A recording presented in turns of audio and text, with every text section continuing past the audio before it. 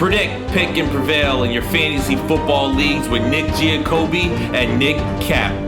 From breakouts to busts, superstars to sleepers, these are the guys that will help you achieve fantasy glory. This is the PrimeTime Fantasy Podcast. Welcome everybody to Season 2, Episode 69 of the PrimeTime Fantasy Podcast, where we give you our predictions, our picks, with the hopes that we help you prevail throughout the rest of Week 14 and the 2022 fantasy football season. I'm your host, Nick Giacobbe. Joining me for this very nice episode of the PrimeTime Fantasy Podcast is Nick Cap. Nick, how are we feeling? It's the end of Week 14. We're recording at the end of Sunday Night Football. It's still on. Tyreek Hill had a very weird touchdown that I wish helped me a little bit more than it did. But how are you feeling heading into your playoff in just a couple days? So I am a little annoyed right now. I'm not going to lie. Yep. I was up most of the day, yep. Right? Good games. Yep. Projected to win for almost the entirety of the day. Yep. In 3 winner-go-home playoff matchups. Yep. I am most likely going 1-2 in those matchups now. Ouch. After Jerry Jeudy's 3-touchdown performance. Oh, yeah. So we boomed him. We said it. We said he would do well.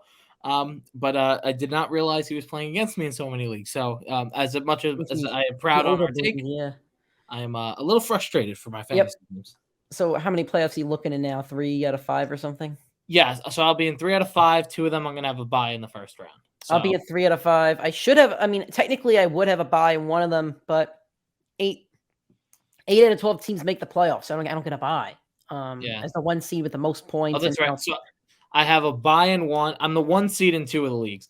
And the first one, 14-man league, 4 people make the playoffs. So I have to play even though that one's challenging, yeah. And then the other league I'm on bye, and then in our league, I won my winner go home matchup. So I will. Okay, so one of us made it in our league.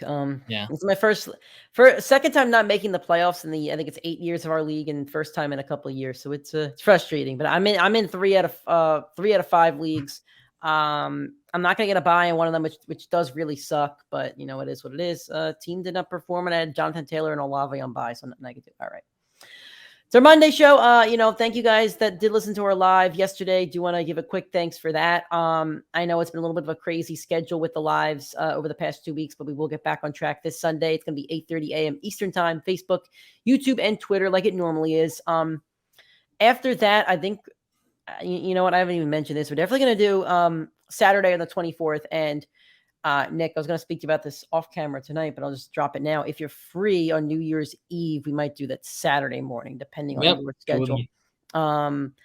Because I New Year's Day is the Sunday, but I am actually flying, and I want to make sure I give my fantasy takes for that championship weekend. So anyway, but let's focus on this week at least. 8:30 a.m. like it is every week coming up on Sunday. So if you listen to our live, thank you so much. Thanks for those that dropped the questions, like the video. We appreciate all of that. If this is your first time listening to us now, thank you so much. We do the show on Monday, Tuesday, Thursday, and Friday. This is our Monday show.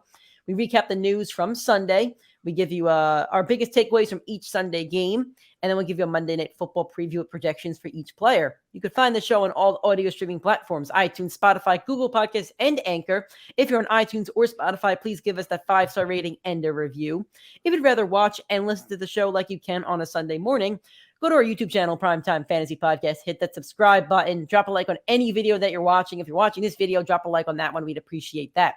Keep interacting and connecting with us on social media, PrimeTimeFFPod on Twitter, TikTok, and Instagram. And then Facebook and YouTube is PrimeTime Fantasy Podcast. News and injury updates. We're going to start off with talking Bengals, Nick. At the beginning of the game, I literally think the first play of the game, the Bengals suffered 2 injuries. So we can talk about them both here. Tyler Boyd dislocated his finger literally on the first play. He threw his helmet down and threw his glove down and seemed pretty frustrated.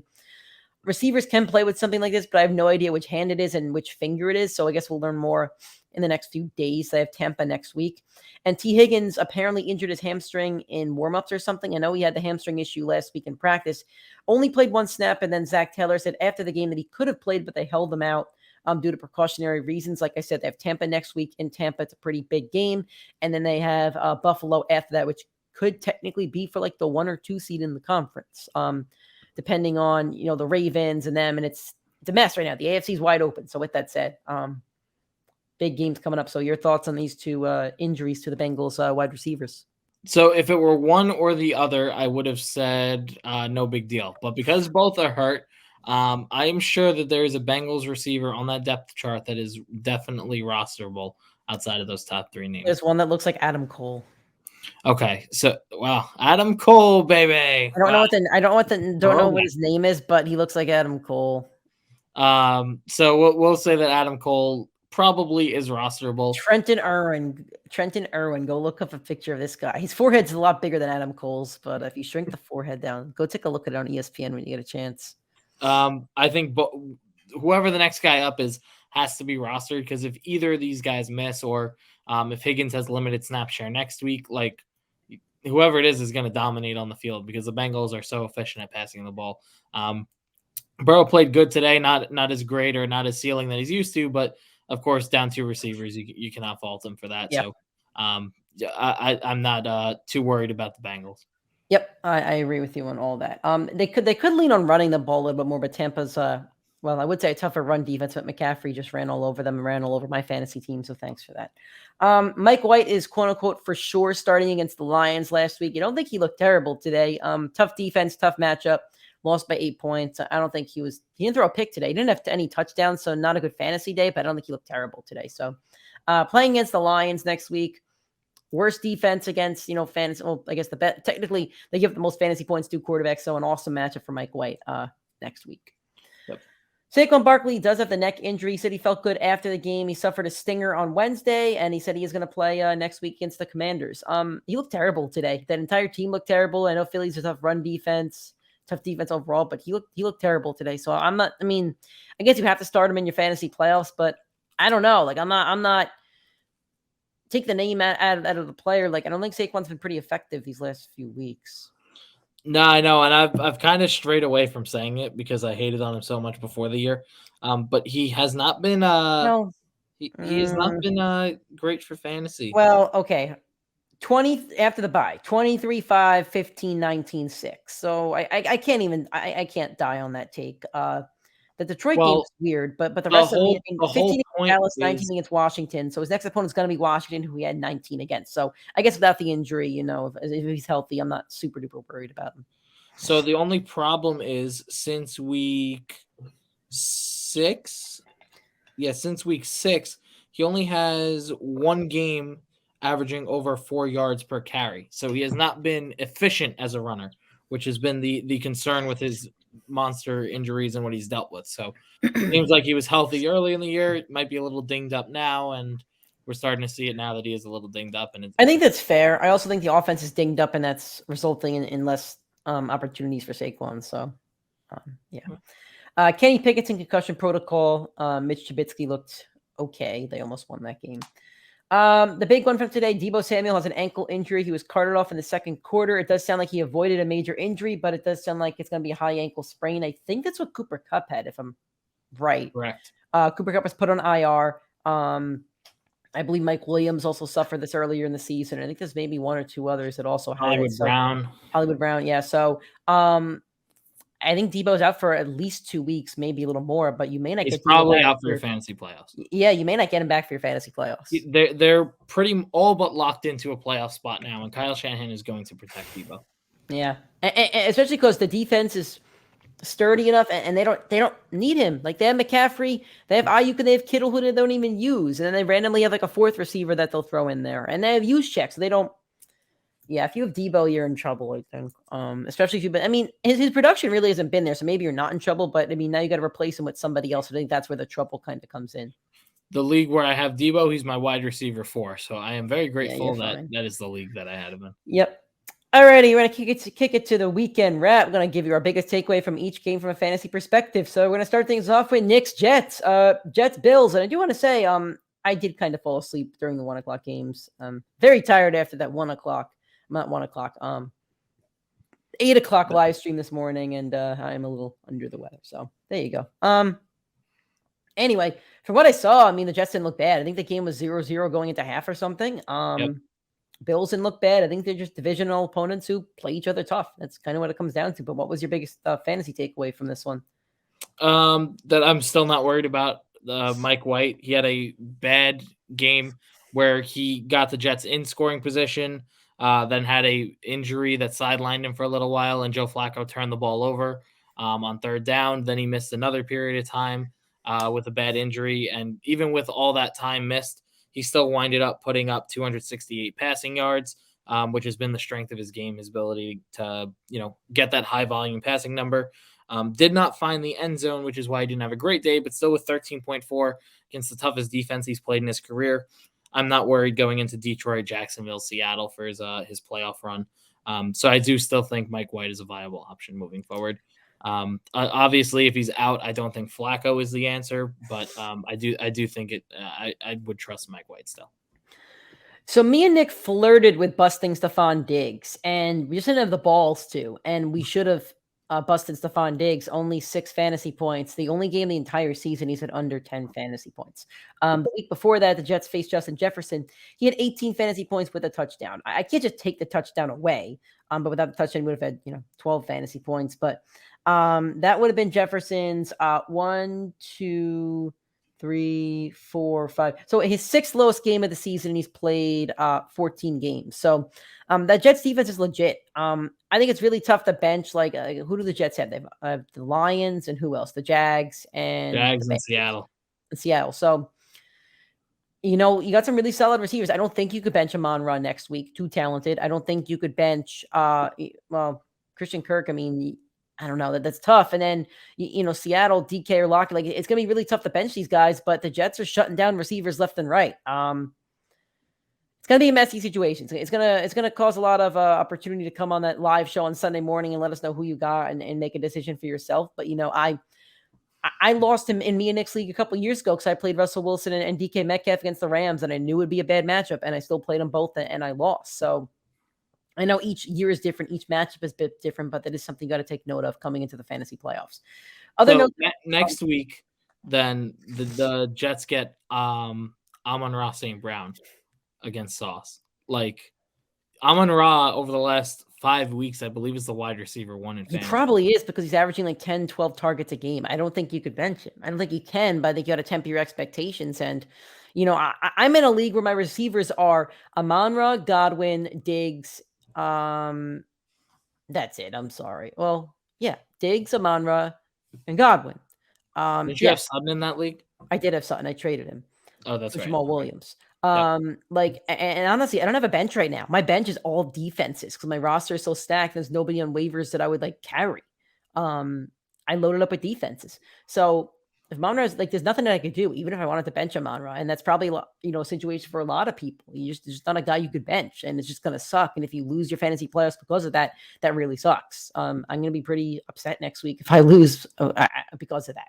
That sucks. But that's just kind of how it goes. Other notes I have here is that Devin Singletary over James Cook. All I heard this week on waiver wire say was James Cook, this, that, and Singletary, I believe, carried him and other stuff. And also Zonovan Knight seems to be the guy over Michael Carter. I don't know how you feel about that, but Zonovan Knight, I believe, had 80 yards and a touchdown. I think Michael Carter had 5 carries, and Zonovan Knight had 15 or something like that. So he looks like the guy over there. Okay. Nick loves these teams, man. Nick's pumped to talk about this one. Cleveland Browns versus the Cincinnati Bengals. What's your biggest takeaway from this one? The Battle of Ohio, with the worst state in the entire country. Oh, come on. There's nothing to do in the 2 Dakotas or Idaho. I'd rather be in Idaho or Dakota. That's a lie. That's a lie. There's nothing to do there. I would rather be in any city in America rather than Cleveland. That's a lie, because if you go to Cleveland, you go to a Browns game with me, but you go to Cedar Point, the NFL Hall of Fame, Rock and Roll Hall of Fame. There's stuff to do in Cleveland. There's nothing to do in the Dakotas. But it's in Cleveland, so it doesn't matter, right? Like, if it were anywhere else, it would be a phenomenal location. Because what are you doing in North Dakota? It doesn't matter. I'll find something better than this.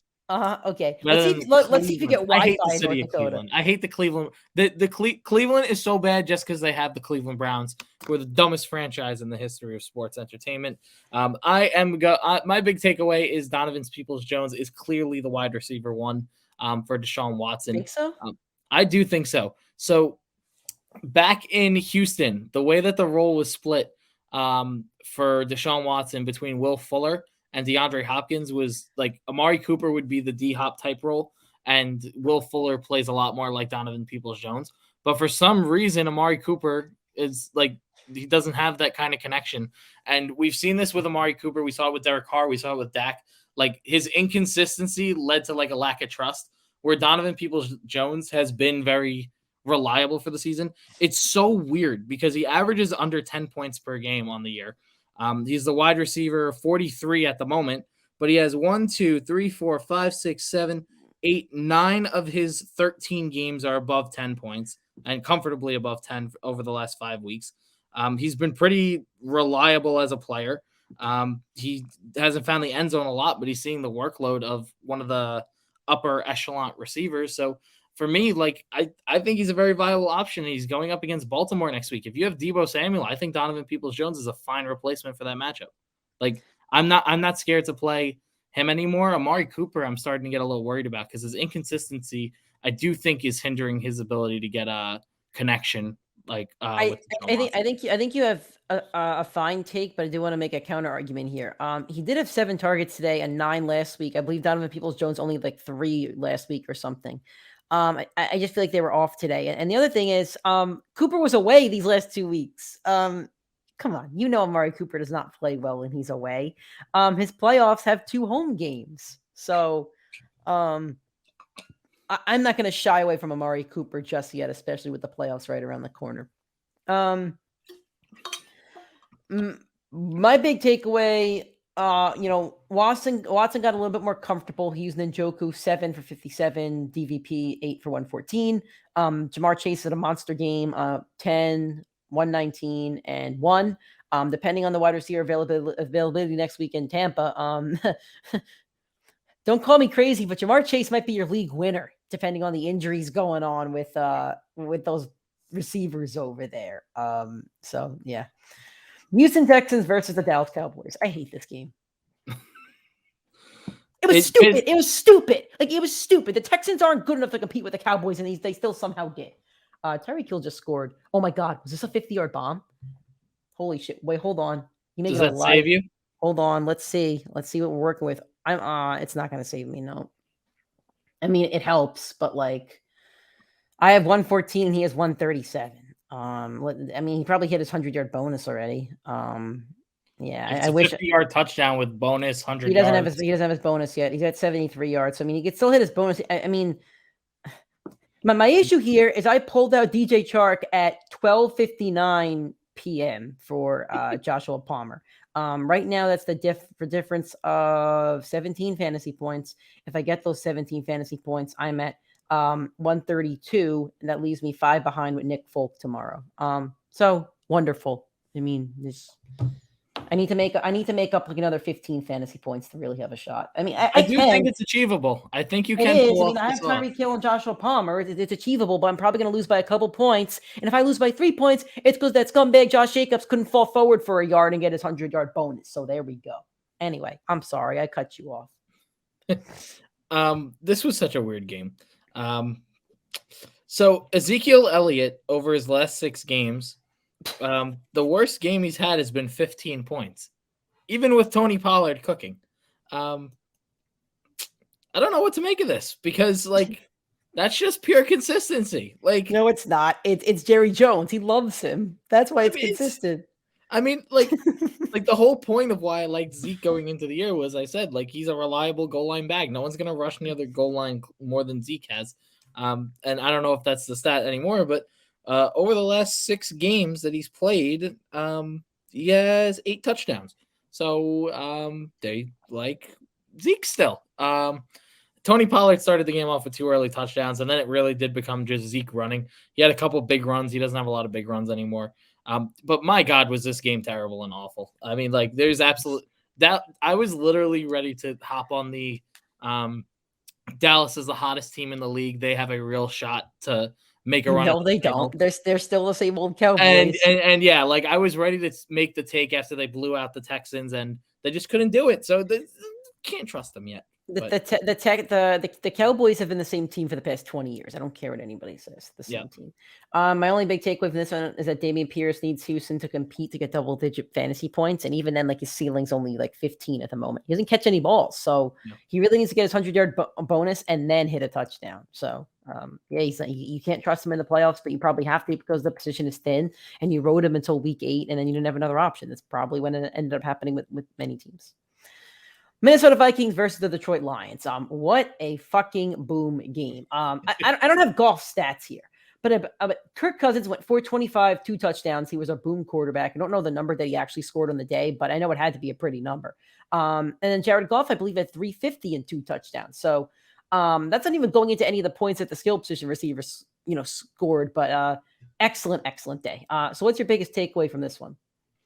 Yeah, I mean, all these guys are fantasy viable. Like my honest big takeaway is you didn't learn anything. It kind of goes back to my Jets point. It's like, are you going to trust these Detroit Lions who all just had a monster boom game against a bad defense, now going to New York to go play? I wouldn't trust all of them. Here's a good example. In my opinion, and honest opinion, is probably the second best defense in football behind San Francisco right now. I think it's a fair take. I think they're up there. So I wanted to put DJ Chark on our boom team last week. And then Nick said, what about Jameson Williams? And I said, I don't know. And then I shied away from the take because I thought a second Lions wide receiver was going to do well. Just didn't know who. And I flirted with playing DJ Chark in my Dynasty League, as I just spoke about. And at 12:59, I'm Googling, should I start DJ Chark? Literally Googling it. And I go to like Fantasy Pros. I go to RotoWire, and they have a thing where you could compare who the experts would play. And the experts on Fantasy Pros said Joshua Palmer. So I said, let me just check one more. And RotoWire said the same thing. So I'm like, all right, and one of them made a good point that like he's only had one good game out of the last 6. I'm like, all right, let's do it. And I DJ Chark had a pretty good game, and Jameson Williams had 2 receptions, a long touchdown. So he had a pretty solid game too. I was really disappointed. 4 receivers for the Lions had over 11 points today. Yep, so. and 3 receiving options for the Vikings. Thielen, Justin Jefferson, who had the quietest 200-yard game in NFL history, basically. There's Mike Williams who's having a really good game. Not Joshua Palmer, not Palmer. Mike Williams. That's great. Nice. And there's still a lot of time in this game, but it's like if I don't get a Palmer touchdown, I'm fucked, and that's just the reality. Can I give you my big takeaway now? I'm going to change my big takeaway. Yeah. Trust your gut. Nick was so confident in Chark.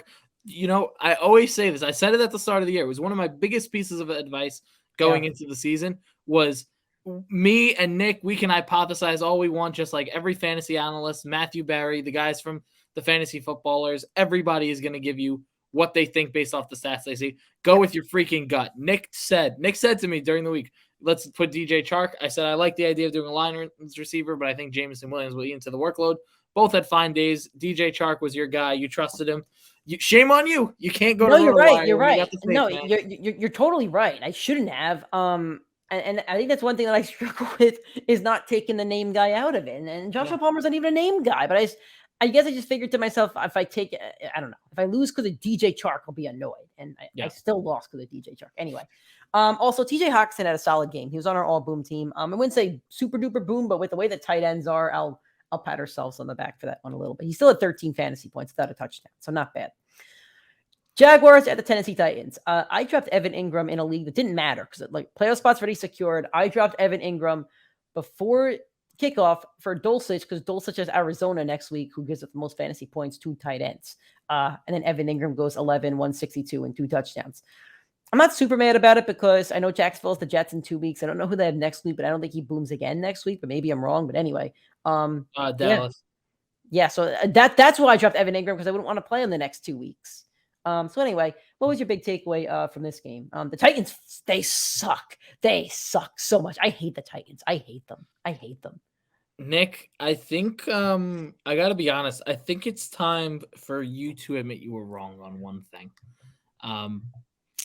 You said before the NFL draft last year that none of these quarterbacks, including Trevor Lawrence, would pan out.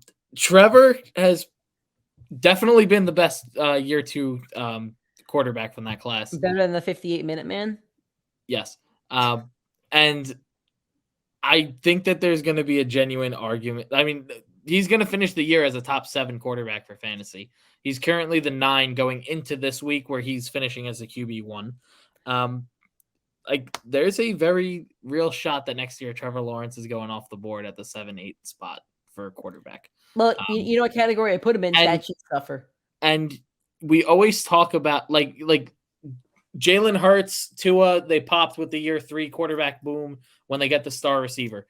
Josh Allen got Stephon Diggs. We said boom. Kyler Murray got DeAndre Hopkins. He was already playing well, but he had a phenomenal, I think it was year 2 with him. Trevor Lawrence, he got Christian Kirk, who doesn't seem like an A. But they paid him like an A. They paid him $85 million. But Calvin Ridley was an A, and we all loved him before the whole nonsense gambling thing. I think he bet like $500 on his own team to win. Whatever. Like you got to know the rules anyway. But he's going to come into this offense now, and he's going to have those 2 weapons on the outside, Evan Ingram, an athletic tight end in the middle, and Travis Etienne, a young running back. So Trevor Lawrence is going to be a stud next year, and the reason I'm giving this takeaway is because I need to remember it for next year and not to fade him saying he's a Jacksonville quarterback. Sure.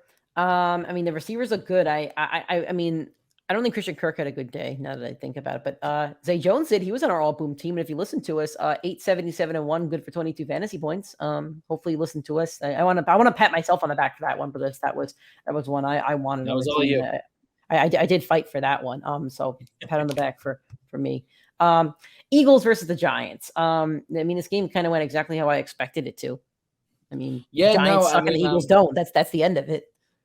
I mean, they absolutely slaughtered them. They were up 21-0, I think, with 10 minutes into the game, and there was no fighting hope. And even the receivers still caught a lot of balls. I hope Dallas Goedert gets back to this offense because, man, I mean, they're going to hit another level.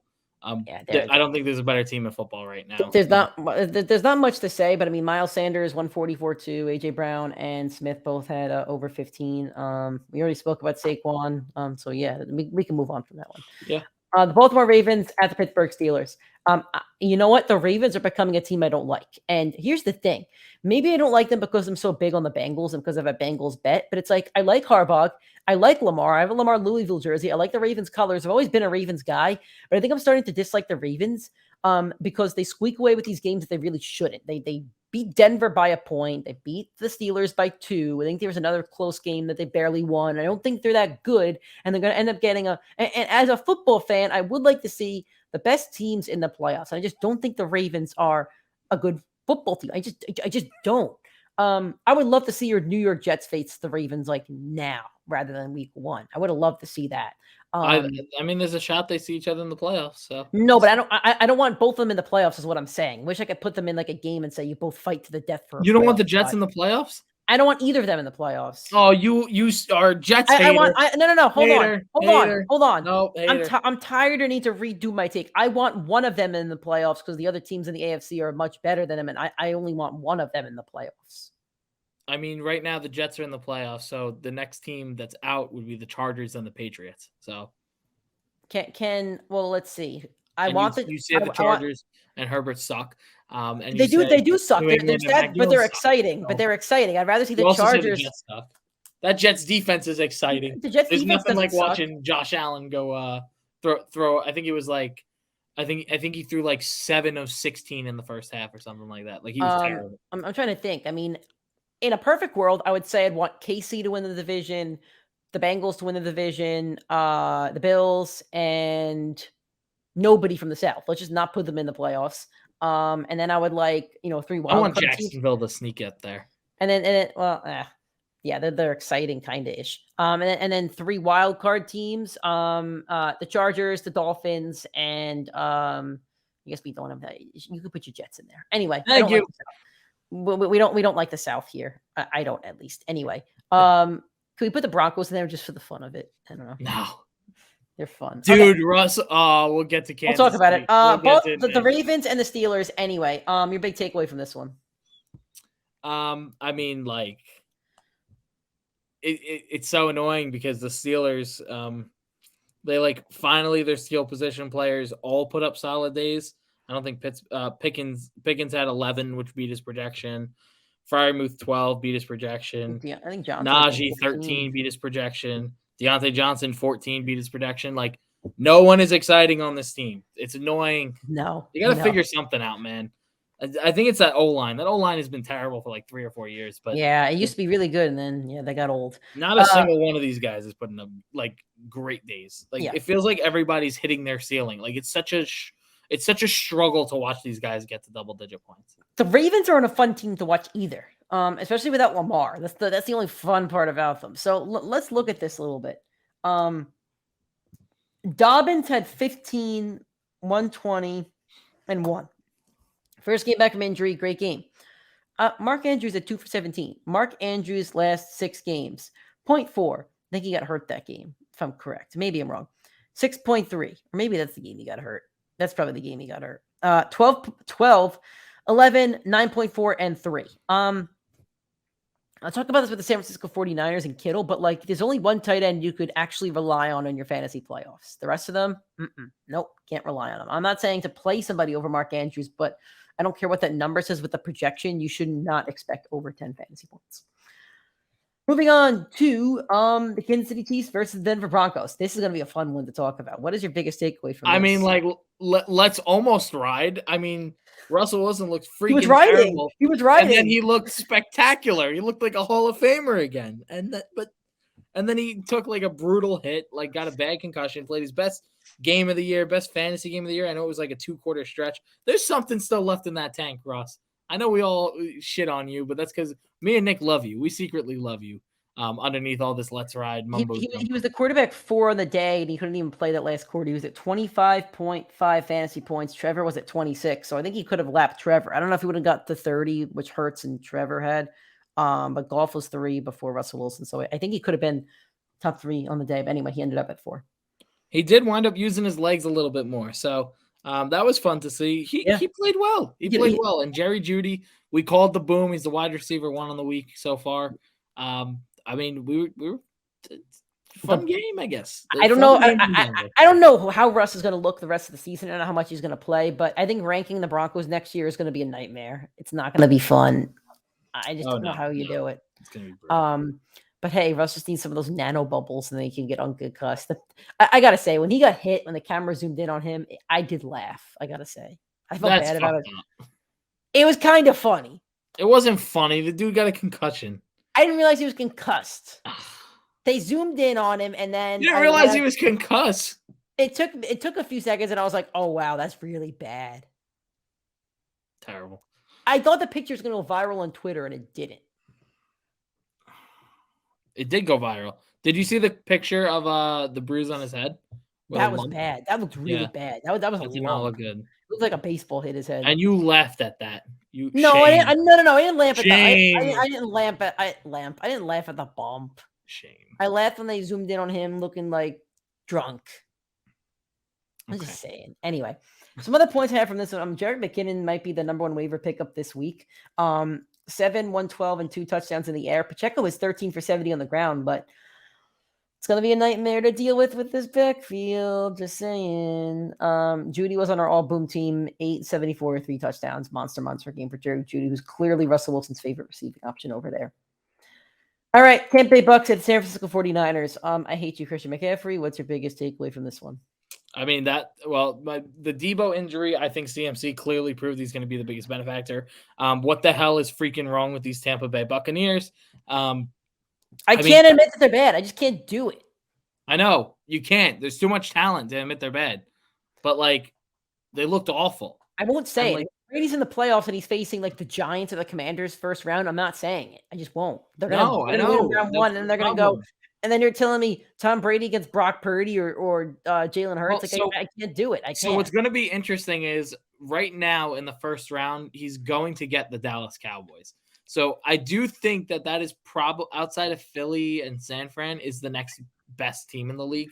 So or in the conference. So that'll be fun to watch. But like I still can't trust the Dallas Cowboys. I think they played last year or 2 years ago. No, in the first round, isn't he going to win the South and he would play a wild card team? Oh, no, the Cowboys are the wild card team. You're right. Yeah. So, like, that's going to be the game. And I think a few years ago, it was the same but flipped because I think New Orleans won the division and Dallas had the worst record from the NFC winners. Yeah. So, we're gonna get a little bit of a rematch, but this time in Tampa. Like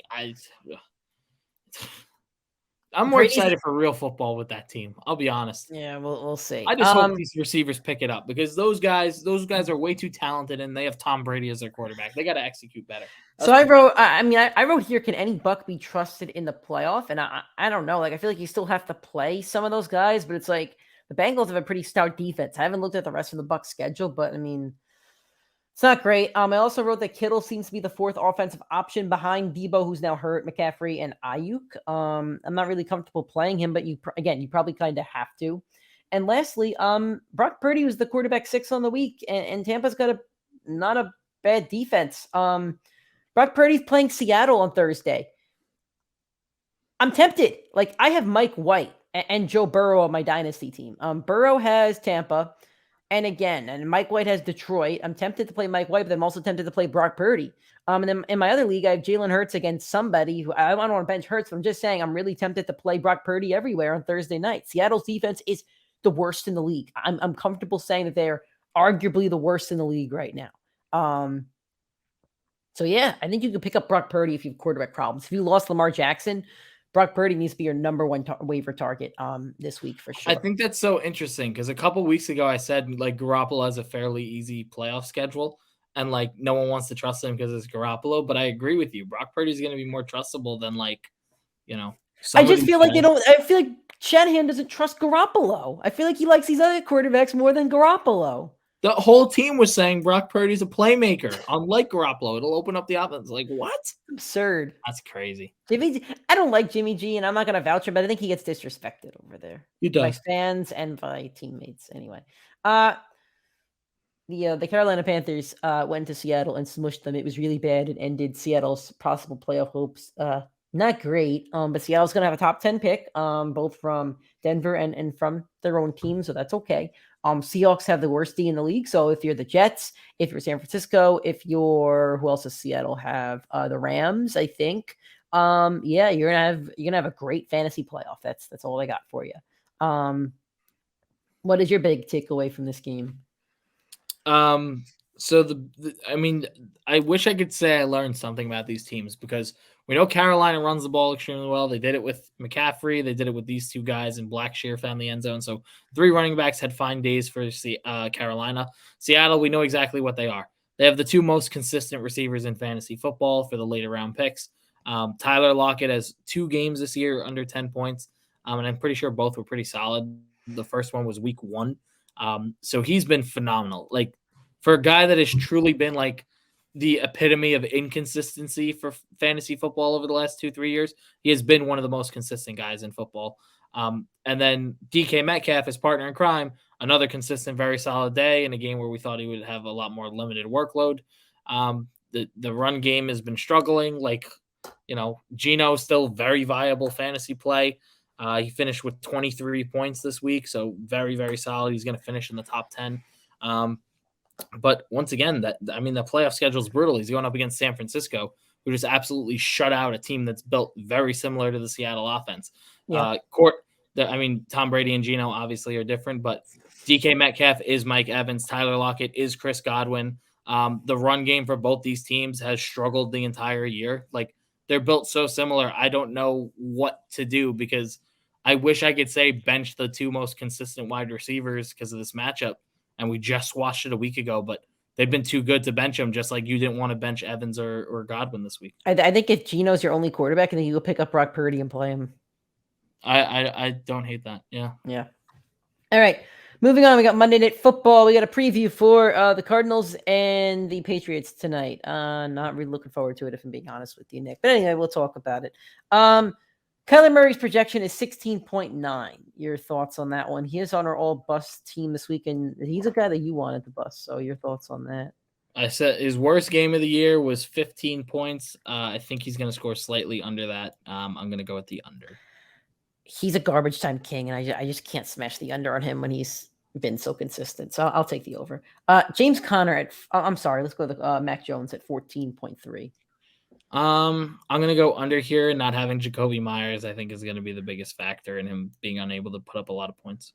Yeah, if he had Jacoby Myers, I think I'd hit this over, but now I'll hit the under. James Conner at 14. I hate this so much. I hate it. I think it's too high of a line for me. The Patriots agree. defense has been very good outside of like 2 bad matchups to Yep. I think Buffalo and Minnesota. So yeah. They're not going to allow him to get 14.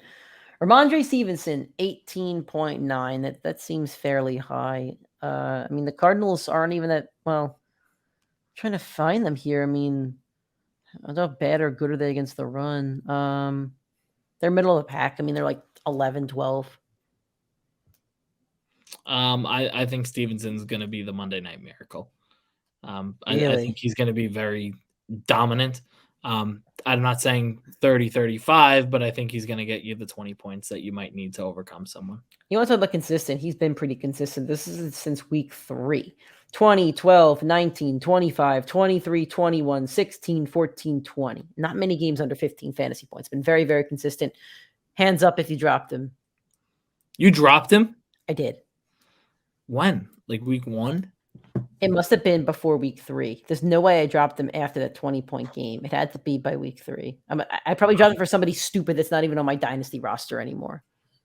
You dropped him in Dynasty. I did drop him in Dynasty. Oh, that was. Oof. It was probably before week 3, and I just said he's a Patriots running back.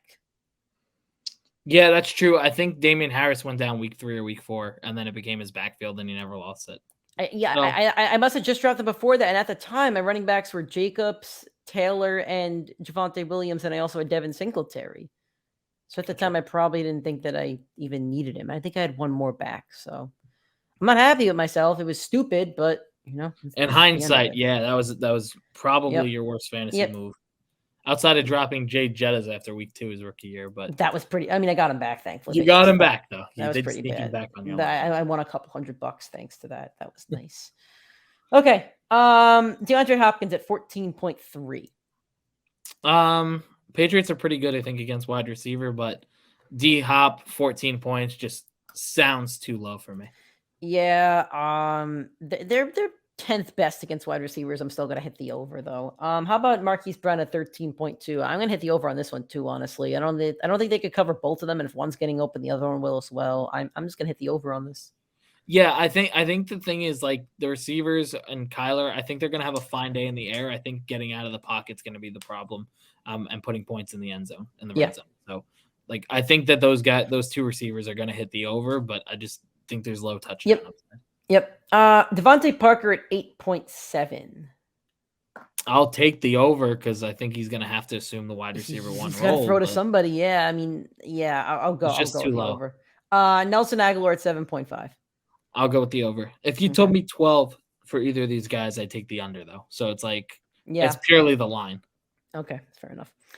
Alrighty, guys, that was our Monday show coming out after week 14. If you enjoyed it and you're listening on an audio streaming platform like iTunes or Spotify, please give us a 5-star rating and a review. If you're watching on YouTube, Primetime Fantasy Podcast, drop a like on this video. We'd appreciate that. Keep connecting and interacting with us on social media, PrimeTimeFFPod on Twitter, TikTok, Instagram, Facebook, and YouTube, Primetime Fantasy Podcast. Thank you guys for listening or watching this one. Enjoy your Monday Night Football tonight, and we'll speak to you tomorrow for the waiver wire.